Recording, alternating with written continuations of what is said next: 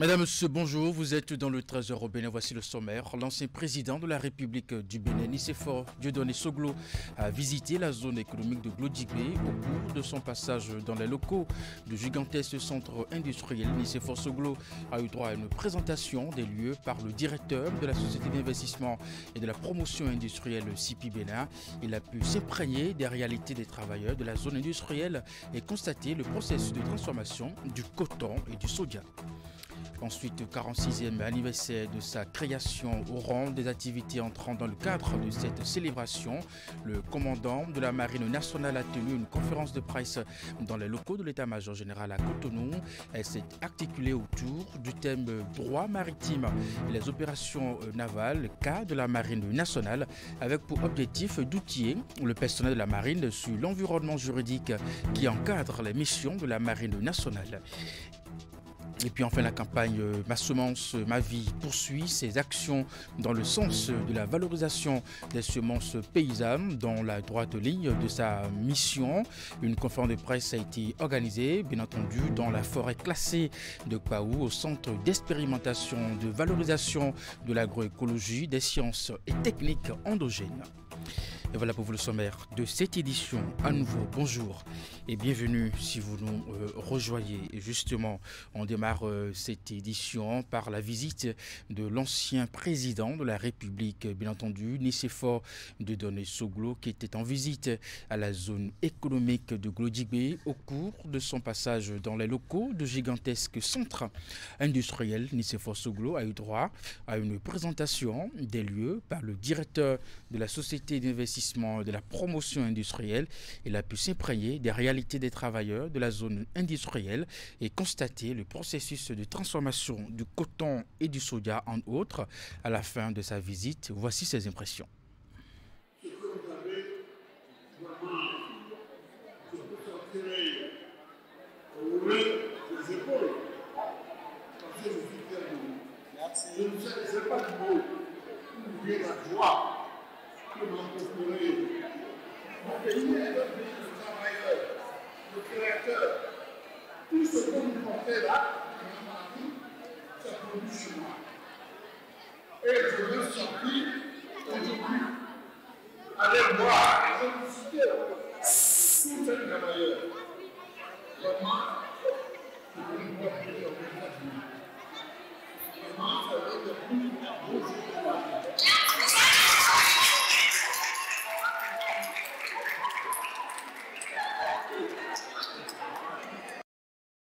Et bien voilà quelques difficultés sur la qualité sonore de cet extrait. En gros, l'ancien président n'a pas caché sa satisfaction. La Marine nationale a célébré ce 5 septembre 2024 le 46e anniversaire de sa création au rang des activités entrant dans le cadre de cette célébration. Le commandement de la Marine nationale a tenu une conférence de presse dans les locaux de l'état-major général à Cotonou. Elle s'est articulée autour du thème droit maritime et les opérations navales, cadre de la Marine nationale, avec pour objectif d'outiller le personnel de la Marine sur, bien entendu, l'environnement juridique qui encadre les missions de la Marine nationale. Plusieurs officiers des autres corps, des forces de défense et de sécurité étaient aussi présents à cette conférence. Ils sont venus témoigner de leur amitié à leur homologue de la Marine nationale. Compte rendu avec Maël Lerobelou. Loin de toute célébration pompeuse, la Marine nationale a voulu, pour son 46e anniversaire, susciter l'intérêt intellectuel de ses officiers. C'est donc à dessein que cette conférence portant sur le droit maritime et les opérations navales, cas de la Marine nationale, est organisée. L'intérêt de ce thème vient d'abord de ce que les actions de la Marine nationale en mer doivent reposer sur la réglementation en vigueur et tout l'intérêt du thème réside dans le fait que son contenu a fait écho justement de la réglementation qui est applicable et appliquée dans le cadre des missions de la Marine nationale. Il y a aussi l'Organisation internationale du travail qui elle aussi... De la législation nationale en passant par celle internationale, cette réflexion a permis d'explorer et de relater les fondements des opérations maritimes. La mer est un espace internationalisé C'est un espace dont la gestion relève d'abord d'une gestion internationale. Et cette gestion est assurée par, ou bien est organisée par des tests internationaux. Et ces tests internationaux, chaque État qui a pied sur mer et qui adhère à ces conventions est tenu de les rendre applicables et d'agir en fonction de ces tests. Et donc, pour ce faire, la réglementation nationale doit être inspirée de ces conventions internationales. Et c'est pour ça qu'il était utile de montrer qu'au Bénin, nous ne faisons pas exception à ce qui se fait partout, que nous avons ratifié un certain nombre de conventions internationales sur la mer et notre législation nationale s'adapte à ces conventions pour permettre à notre marine nationale d'agir en toute légalité en mer. En 46 ans d'existence, la marine nationale a subi d'importantes mutations, mais elle a su faire preuve d'une importante capacité de résilience. Elle a su s'adapter aux défis d'un monde en constante évolution, tout en préservant ses valeurs fondamentales, notamment le courage, le dévouement, le sens du devoir, le don de soi, voire de sacrifice suprême. Toutefois, la marine nationale reste confrontée à des enjeux majeurs, dont la piraterie maritime, nécessitant ainsi une adaptation de ses moyens d'action. Au nombre des défis d'application du droit en opération, plusieurs perspectives ont été évoquées, notamment le renforcement de la culture juridique des acteurs militaires. Ils sont nombreux, ces articles qui ont fait la pluie et le beau temps, justement à une certaine époque dans la vie de certains Béninois. Parmi ces articles, on pourrait citer les anciens disques appelés vinyles ou encore cassettes à bande chez les amateurs de musique, des lanternes et lampions, bien entendu pour l'éclairage domestique, ou du réchauffe à pétrole utilisé pour la cuisine. De leur usage, certains Béninois gardent de précieux souvenirs sur les traces de ces articles en voie de disparition. C'est un reportage Maël Le Robelou et Simon Rolono. Sur les traces de ces articles qui disparaissent peu à peu, nous allons au marché d'Antokba. Après plusieurs minutes de marche dans les allées du gigantesque centre commercial, nous retrouvons Dame Élise. Sur son étalage, on retrouve cet accessoire de cuisine dans lequel on met du feu pour préparer ou chauffer les repas. Il s'agit du réchaud à pétrole. Pendant longtemps, il a été présent dans les matériels utilisés par les mères de famille pour cuire leurs mets. Aujourd'hui, il faut beaucoup fouiller pour retrouver le réchaud dans certaines familles conservatrices. Ce qui explique les achats au compte-gouttes qu'enregistrent encore les vendeuses ici au marché d'Antokba.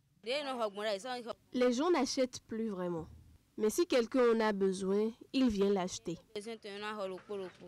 Il n'y a pas que le réchaud qui est en passe de disparaître. Même les lampions utilisés pour éclairer les marchés de nuit, la cour des maisons, les places publiques dans les villages et les lanternes, autrefois source d'éclairage dans les chambres, se font de plus en plus rares. Conséquence, leur prix d'achat est en nette augmentation. La lanterne, son dernier prix, c'est 2000 francs le petit format. Le plus grand, son dernier prix, c'est 5500. Le petit réchaud, on le vend à 4500. Le grand, à 5500, parfois 5000. On se rappelle encore, comme si c'était hier, les moments de gloire de ces cassettes à bande, de ces postes téléviseurs à écran cathodique ou de ces vieux disques appelés vinyles. Pour ceux qui ont connu cette belle époque où ces articles étaient en vogue, les souvenirs sont encore vivaces dans les esprits. L'envie de retourner dans ce passé se ressent dans les mots qu'ils laissent échapper face à nos micros et caméras. En son temps, en 1978-79, j'étais avec mon père et je l'ai vu, il jouait certaines musiques. Mais avec une magnétophone façon et le disque est un disque noir et il le change.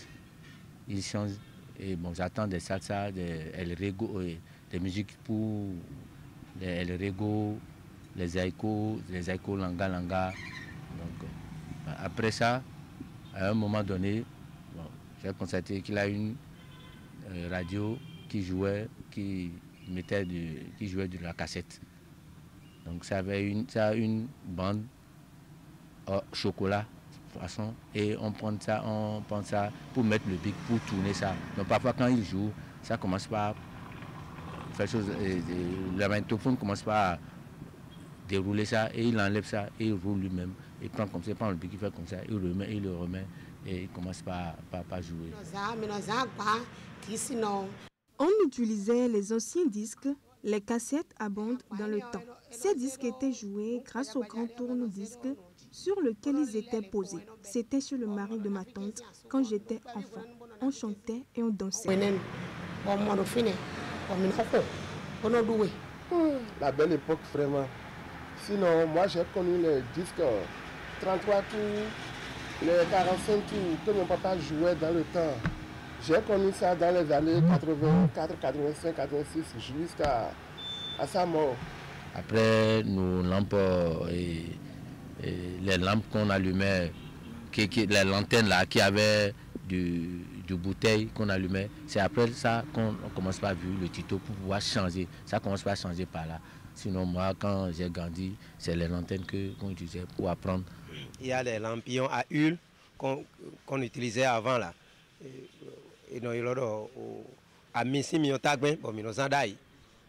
Aujourd'hui on n'en trouverait plus. Il y a beaucoup de lampions. Des lampions fabriqués à base d'argile. Et on appelle ça kozogbin. Aujourd'hui, on n'en trouverait plus. Ça nous manque beaucoup même. La liste des articles dont l'usage était ancré dans les habitudes des Béninois et des Africains en général est longue. Certains résistent encore au temps, d'autres par contre tombent peu à peu dans l'oubli. L'évolution du monde et de la technologie oblige. La cérémonie d'ouverture du sommet 2024 du Forum sur la coopération entre la Chine et puis l'Afrique a eu lieu ce jeudi à Beijing. Le président chinois a prononcé un discours avant que ses homologues africains prennent la parole. Quels sont les points à retenir dans ce discours inaugural? Écoutons à présent le décryptage de notre consoeur de CGTN français, Yinping Deng. Elle est actuellement au centre de presse du sommet à Beijing. Dans son allocution à la cérémonie d'ouverture du sommet 2024 du FOCAC, le président chinois Xi Jinping a cité un proverbe africain. Les vrais amis sont ceux qui partagent le même chemin. Effectivement, la Chine et l'Afrique partagent le même chemin, celui vers la modernisation. Alors à quoi ressemble cette modernisation? Le président chinois a donné sa réponse et je le cite. La Chine et l'Afrique doivent œuvrer pour promouvoir une modernisation en 6 volets. Une modernisation équitable et raisonnable, une modernisation ouverte et gagnant-gagnant, une modernisation qui privilégie les peuples, une modernisation diversifiée et inclusive, une modernisation écologiquement responsable et une modernisation qui favorise la paix et la sécurité. Et quant au chemin vers cette modernisation, c'est-à-dire comment y parvenir, le président chinois a lancé 10 plans d'action de partenariat avec l'Afrique, allant de la culture au commerce en passant par la chaîne industrielle, l'interconnexion, la santé, l'agriculture et la sécurité, etc. Le président chinois a cité 2 chiffres très importants qui donnent du courage à nos 2 côtés. D'abord, 1/3. La Chine et l'Afrique représentent 1/3 de la population mondiale. Sans la modernisation de la Chine et de l'Afrique, il n'y aura pas de modernisation mondiale. Ensuite, 2,8 milliards de personnes, c'est la population de la Chine et du continent africain. Il faut unir nos forces, les forces de 2,8 milliards de personnes pour un avenir meilleur. Et dans son discours, le président chinois a également souligné l'amitié traditionnelle Chine-Afrique. Et je dois vous rappeler que le FOCAC a été créé en l'an 2000. Depuis 24 ans, beaucoup ont été faits, de nombreuses histoires touchantes ont été écrites sur la terre chinoise et africaine. C'est ainsi que la Chine et l'Afrique ont établi un modèle, selon le terme du président chinois, pour les nouvelles relations internationales. Et pour consolider cette relation, le président chinois a proposé de rehausser les relations sino-africaines à une communauté d'avenir partagée Chine-Afrique de tout temps à l'ère nouvelle. Il a également proposé de porter au niveau stratégique les relations bilatérales entre la Chine et tous les pays africains ayant des relations diplomatiques avec elle. Merci à vous, Deng Jinping, pour ce décryptage sur le discours inaugural du président chinois dans le cadre de ce sommet entre la Chine et puis l'Afrique. La première session 2024 du comité d'orientation et de suivi du programme d'appui à la gouvernance locale et au renforcement de l'attractivité territoriale Agora s'est ouvert au ministère de la décentralisation de la gouvernance locale. Au menu des échanges, le point des réalisations et les perspectives dans le cadre de la mise en œuvre de la phase 1 du programme compte rendu Florence Boussard. Après 2 années d'exécution du programme d'appui à la gouvernance locale et au renforcement de l'attractivité territoriale Agora, l'heure est au bilan pour les acteurs. Les membres du comité du pilotage réunis autour de cette table apprécient les activités effectuées et font des projections. La mise en place en février 2023 du comité d'orientation et du suivi s'inscrit dans la dynamique d'accompagner le programme Agora dans l'atteinte de ses objectifs à partir des orientations et des décisions éclairées que nous, membres de ce comité, devons prendre pour garantir la bonne exécution des activités validées aux différents plans opérationnels annuels de toutes les structures partenaires. Les résultats obtenus ensemble au cours du premier semestre de l'année 2024, dont la présentation du bilan vous sera faite, ne l'aurait été sans votre appui soutenu et votre engagement au quotidien. Le programme d'appui à la gouvernance locale et au renforcement de l'attractivité territoriale, conduit de main de maître par la coopération suisse, vise l'amélioration institutionnelle de la décentralisation. La coopération manifeste ici son intérêt à œuvrer aux côtés du Bénin pour obtenir ensemble des solutions aux préoccupations actuelles. Nous sommes très intéressés de voir l'effectivité dans les 4 communes pilotes de la création des conditions cadres pour rendre plus attractifs ces territoires communaux à travers la stratégie développement économique local, partenariat public-privé qui nous sera présentée. D'autres défis demeurent comme le respect de la planification opérationnelle et de la qualité de la dépense des ressources, et des concertations sont en cours pour la prise de mesures correctives afin de mener à bon port les activités et pour assurer l'atteinte des indicateurs du programme. Je voudrais réitérer l'engagement de la Suisse à poursuivre le dialogue politique pour appuyer tout le travail mené par le gouvernement du Bénin au renforcement institutionnel et à la décentralisation et à l'attractivité des communes et surtout celles du Nord Bénin. Le programme Agora impacte 27 communes du nord du Bénin. Il s'inscrit dans le cadre de la lutte contre l'épineuse question du terrorisme au Bénin.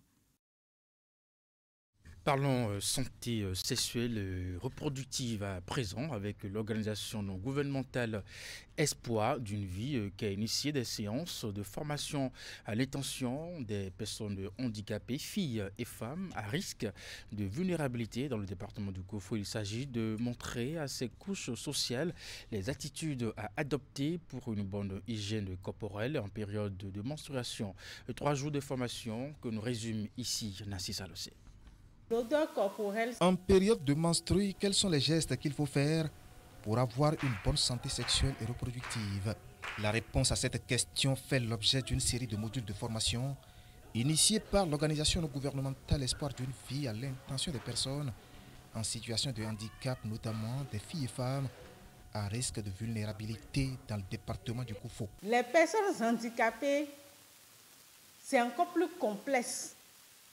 Parce que nous avons des personnes handicapées aveugles, mais qui doivent avoir les règles. Comment ils vont s'y prendre? Est-ce qu'ils auront forcément besoin d'assistance? La menstruation, elle est intime. En leur donnant des informations, même si vous n'avez pas d'assistance à côté, vous pouvez avoir des gestes qui peuvent vous faciliter la gestion de votre menstruation, pour que vous ayez une santé sexuelle épanouie. La finalité ici est donc de permettre aux participants à cette formation d'avoir une vie sexuelle et reproductive épanouie. Et quelques jours après la commune de Djakotomé, les populations d'Aplakoué aussi goûtent aux délices de cette formation qui bénéficie de l'appui de l'ONG Jordan et du Fonds des Nations Unies pour la population. S'il n'y a pas une bonne hygiène menstruelle, sera pour être le lit des maladies sexuellement transmissibles. Et si la jeune fille ou bien la femme ne connaît bien pas son corps, celle-ci peut avoir des grossesses non désirées. La serviette hygiénique doit être remplacée tous les 4 heures, au moins. Mais on constate qu'il y a des filles, de nos sœurs, qui portent une seule serviette toute la journée. Porter une serviette sur une longue durée peut donner des infections. Dans chacune des communes ciblées, les travaux de cette formation se sont étalés sur 3 jours. Et à l'hygiène corporelle, les formateurs ont ajouté des astuces concernant la gestion des douleurs menstruelles. Quels seront les gestes que nous pouvons avoir pour atténuer ces douleurs-là? Le premier réflexe, c'est d'abord d'aller au centre de santé dès qu'on a des douleurs menstruelles. Mais on peut avoir des gestes aussi pour atténuer ces douleurs-là. Des enseignements destinés à une centaine de personnes prises comme des relais pour un exercice de restitution au sein des communautés dans tout le département du Koufo. Créé en 2018, l'ONG Espoir d'une vie intervient entre autres dans la santé sexuelle et reproductive, l'inclusion des personnes en situation de handicap, mais aussi l'éducation en milieu rural et l'autonomisation des femmes. Et puis avant de prendre congé de vous, la campagne Ma semence, ma vie poursuit ses actions, je vous l'annonce en titre, dans le sens de la valorisation, bien entendu, des semences paysannes. Dans, bien entendu, la droite ligne de sa mise en œuvre, une conférence de presse a été organisée dans la forêt classée de Baou, au centre d'expérimentation de valorisation de l'agroécologie, des sciences et techniques endogènes. La sortie médiatique est initiée par l'Alliance pour la souveraineté alimentaire en Afrique et la Fédération agroécologique du Bénin. Le point avec Hugues Vignigbe. Valoriser les semences paysannes. Non aux semences certifiées hybrides et aux OGM. C'est la quintessence de ce plaidoyer de la FAEB et de l'AFSA. Les 2 organisations militent pour la reconnaissance, la protection et la promotion des systèmes semenciers paysans. Et c'est par une prière et surtout un hommage à la mère Dia, passée à l'au-delà en avril dernier, que démarre cette activité.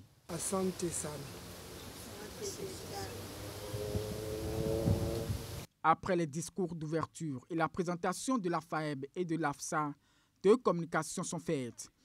L'une porte sur le contexte de la campagne et ses objectifs, et l'autre, les semences paysannes et la souveraineté alimentaire. Pendant des siècles, les paysans africains ont été et continuent d'être les gardiens d'un héritage inestimable en gérant, en améliorant et en partageant les semences par le biais des systèmes semenciers paysans. Ces systèmes qui produisent 80 à 90% de toutes les semences utilisées en Afrique subsaharienne sont à la base de la souveraineté alimentaire du continent, car fournissant plus de 80% de sa population des cultures diverses, nutritives et résistantes. Malheureusement, ce socle du patrimoine agricole est confronté à des menaces sans précédent dues à l'empiètement de l'agriculture industrielle.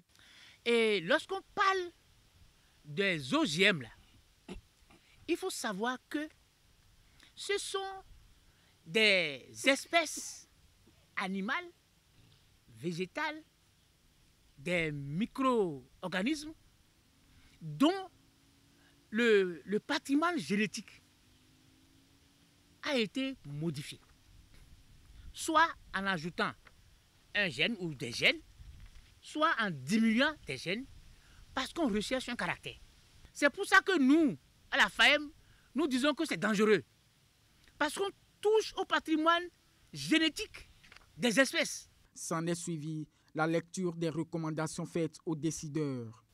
Les gouvernements doivent prendre en compte les besoins des groupes les plus vulnérables et le droit à l'alimentation au moment de l'élaboration et de la mise en œuvre des lois relatives à la protection des variétés végétales, en veillant à ce que les procédures soient transparentes, participatives, ainsi qu'en identifiant les mesures d'accompagnement nécessaires. Après un moment d'échange entre les participants, cette conférence de presse s'est achevée par la visite des semences paysannes sélectionnées pour l'occasion. Et c'est la fin de cette édition. Madame, Monsieur, merci de l'avoir suivi, de votre fidélité à nos programmes sur Canal 3 Télévision à 16h, votre bulletin d'information 19h30, la grande édition de la soirée. Portez-vous bien et à très bientôt.